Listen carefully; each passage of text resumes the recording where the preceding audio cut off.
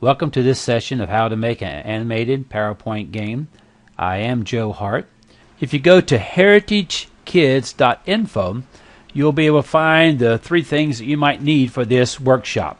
One will be the how to make a game, and this will be the one that we will be editing over here. Download it by clicking in this section. Then we have the instructions for it. If you want the written instructions, it's over here. And if you wanted to have a video of this session, if you'll just click here, you can download the YouTube video. This is also a section where I have my animated games. I have students interact with technology in order to figure out things that they need for their special subjects. First thing I usually think is a theme, and so I go to Google and I try to get backgrounds for it. I copy and paste them from there, and usually I put them into a PowerPoint. In this case, I was looking for Eli Whitney's cotton gin. I was looking for things that dealt with the Industrial Revolution in Georgia and in the United States. And so I just continue to go through there. I needed some kind of background for this, and I wanted images to move across it. And so I searched and searched. Actually, it could take me up to 2 or 3 hours just to find images. And one of the hardest things to find was I was trying to find some kind of a canal, and so that I could have things move up and down the canal. And I finally found an image that would help me out with that. In this animated game, we're going to have 4 things that are moving. First, we're going to have an A that's in a wagon pulled by horses, showing some old type of transportation. B, we're going to have a donkey pulling a boat down a canal. And C will be a fast-moving train. And the D answer will be a cotton gin.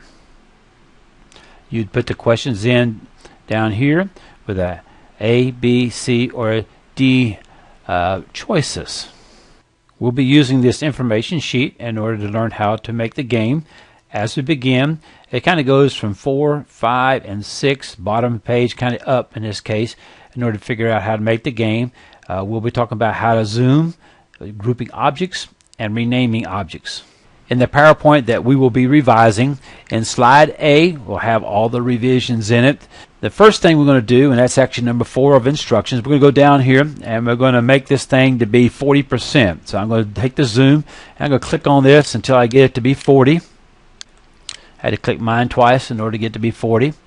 Alright, that's so that we can see the whole screen, because there's going to be things off the screen here that we're going to have to do some things with it also. Number 5, we're going to group objects. In order to group an object, let's go down here to where you have the wagon and the A.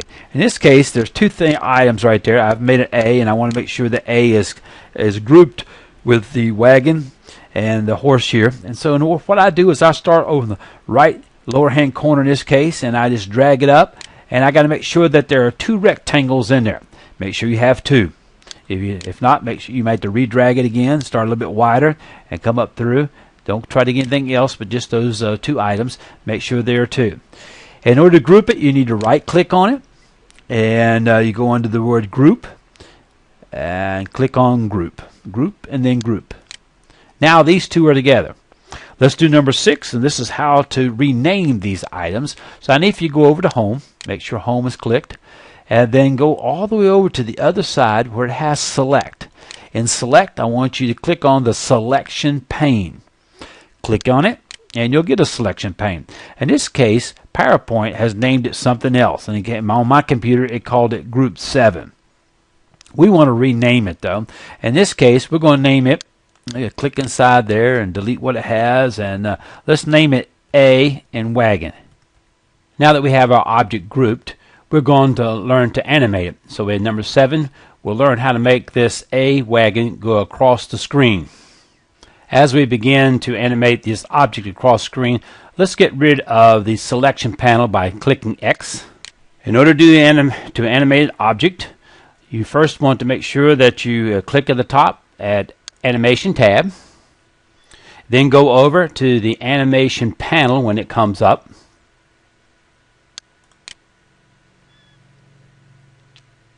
Click on it, and you'll get an animation panel. So far, nothing has been animated, so it's kind of empty. Click on an object that we're going to animate. In this case, it's going to be the A wagon. We want to animate it. And then we're going to click up the top here. It says Add Animation. We're going to click on the little arrow going down. And we want to go down all the way down to More Motion Paths and click on it. When we click on it, another panel comes up, and we want to go down to more under Lines and Curves. We want to go down to Left.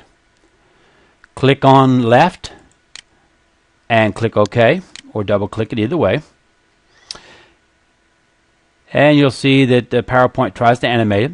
Now, in this case, this object is going to start right here, and it's only going to go to right here. We want to go all the way across the stage. In order to do that, we've got to get over here where the red arrow is, and we've got to click on it, because that's where the end would be. We want to get it to go all the way off stage, a little bit past maybe the, about right here, we get it all the way off stage. Okay, and then let it go. Make sure that there is a dot over here, the green dot, or the green arrow with a dot on it is in the middle of the A wagon, and that the red one is all the way to the end. Sometimes that doesn't happen, so make sure that happens in your case. Sometimes this animation line right here may get off a little bit. You may find it in different places. If it does, all you need to do is click on it and get it back. You want the green one where it starts, about where the driver would be inside the A wagon. And you want the other one all the way across the stage. Just in case, just move it back, connect it to the animation point again. In section 8 of the instructions, we'll talk about animation timing. Let's use the animation panel in order to do some timing of the objects that we want. You might want to enlarge your animation panel here. Click here, and you might want to make it just a little bit wider. Click on the object in here that you want to animate. In this case, it has a 1 next to it. Now, 1 means that when you click one time, that animation happens. But we want this A wagon to come on automatically. And so what we have to do is click on the arrow next to it. And we're going to click down to where it says Start with Previous. Click on it. If you notice the 1 disappear and a 0, what that means is when this slide comes on, the A wagon will begin going across. We got to do a little bit more timing to it. In this case, it's real fast. So we're going to click on the down arrow here, and we're going all the way down to Timing. Click on Timing. When you click on Timing, another item comes up here. In this case, it says left at the top here. We want to look at the duration. In this case, it goes past the screen every 2 seconds. That is way too fast for any student to be able to click on it. So we're going to click inside of here. And I'm going to get rid of the 2. I'm going to make it down to 15 seconds. Also, we want to repeat. In this case, it says none, but we want to click on that, on the repeat button, and we're going to click until the end of slide. We want this thing to continue going and going and going all the way through, so students have lots of choices. And then we're going to click OK. So let's test out what we've done. We've got the A wagon going across the screen, and it's supposed to come on as soon as the slide comes up. So I'm going down here, and I'm going to click on this little item here, Slideshow. Click on it. Here it comes. It's coming in, and it's going off the stage. It's going to take 15 seconds for all that animation to happen. And it will continue to repeat itself every 15 seconds going across the stage. In step 9 of the instructions, we're going to add a second animation to make the object disappear. Okay, click on the object to animate. And if we click on the A wagon, notice it has a box around it, so it's ready to be animated.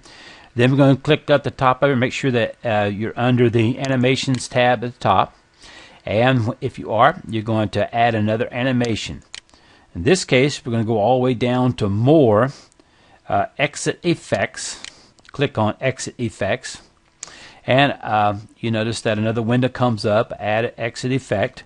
And then we're going to click on Fly Out. Click on Fly Out and press OK, or double click on Fly Out. We want to edit the way in which this wagon is going to fly out. Right now it's going downward, but we'd like for it to fly out going to the left. So let's change that to go to left. Notice over here in the animation pane now we have 2 things that are animated. It's both of them are A wagon. On this second one here, it has a 1 next to it, and it looks like a star that's kind of flying out a little bit.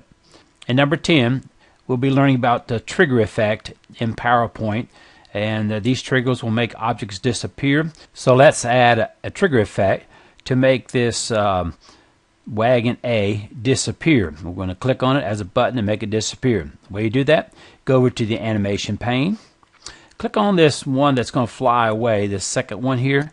Click on it, make sure that it gets highlighted. Once it's highlighted, then you're going to go back under the animation pane up top, make sure you have animations on, and then underneath the animation pane you see the word trigger. Click on the trigger, and then you're going to make it on,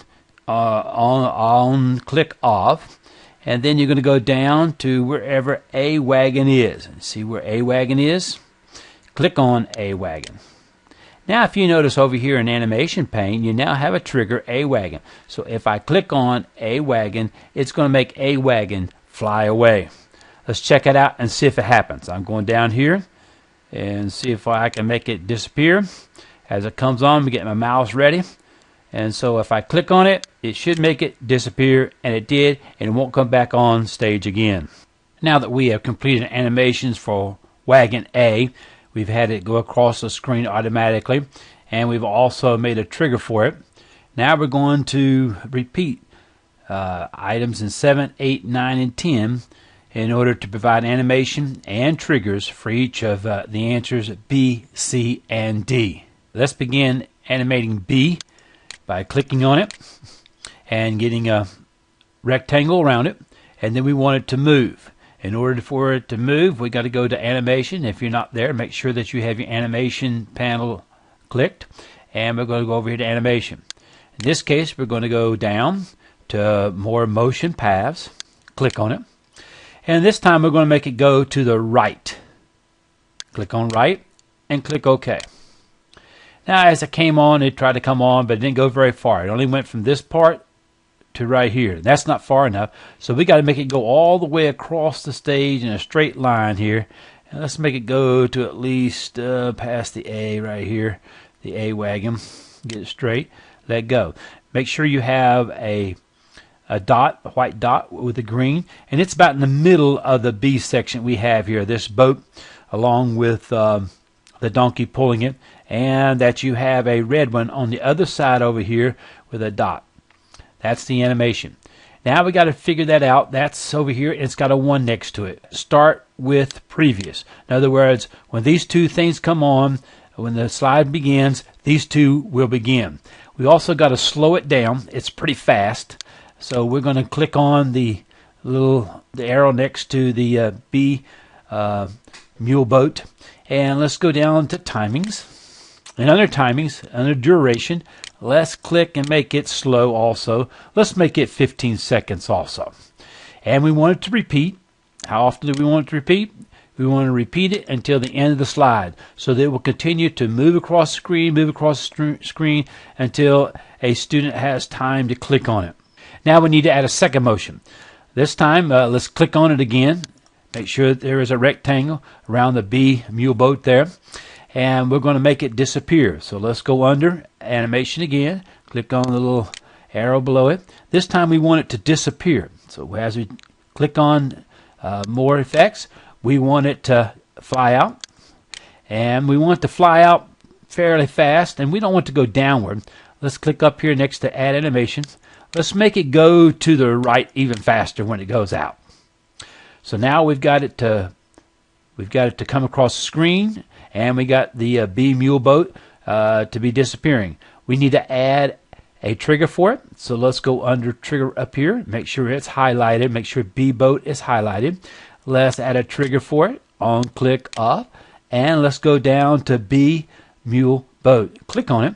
Now you notice we have A Wagon trigger and we have a B mule trigger. Let's add one for the train. Click on the train. The train, make sure the train is highlighted. Let me move it over here a little bit so you can see it. And we're going to make it go across the screen. In order to do that, we're going to add an animation to it. And we're going to add more motion paths.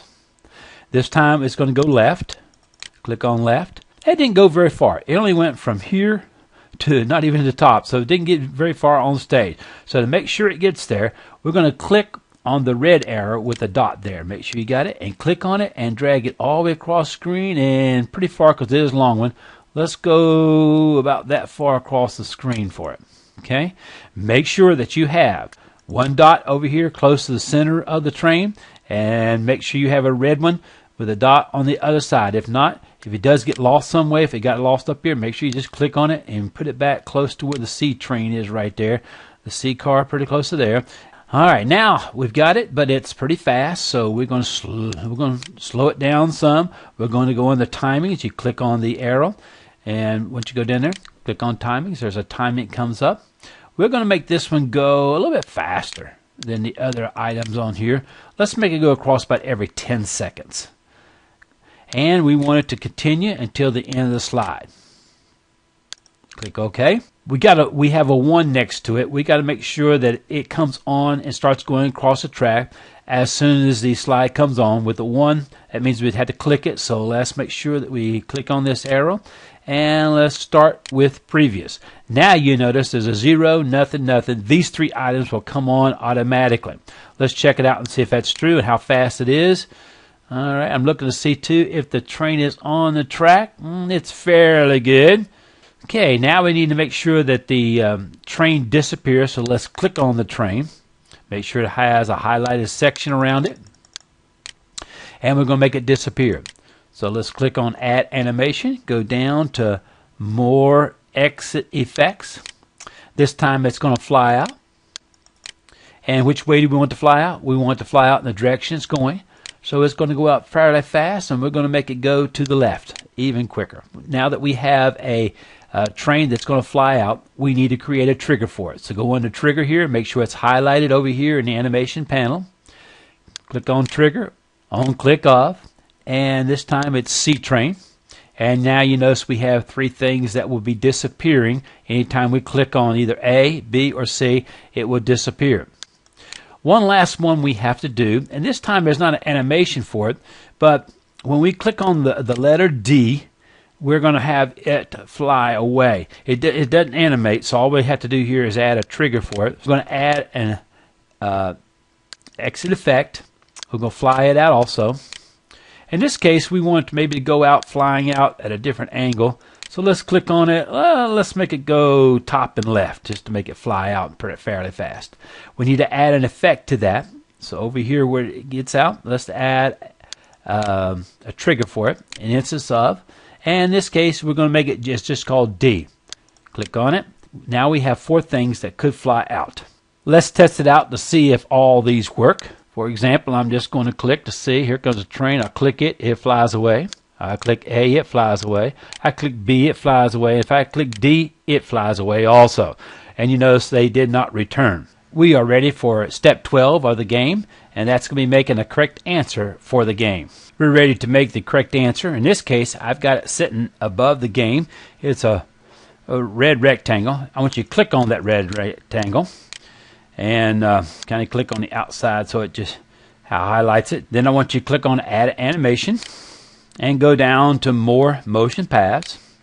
In this case, we're going to press down under Lines and Curves, double click or click OK. I need for you to click on the white dot next to the red arrow in it, and I want you to drag it all the way down straight if you can and get it down to about the railroad tracks and let go. Let's go over to the animation pane. We're going to make sure it starts with previous.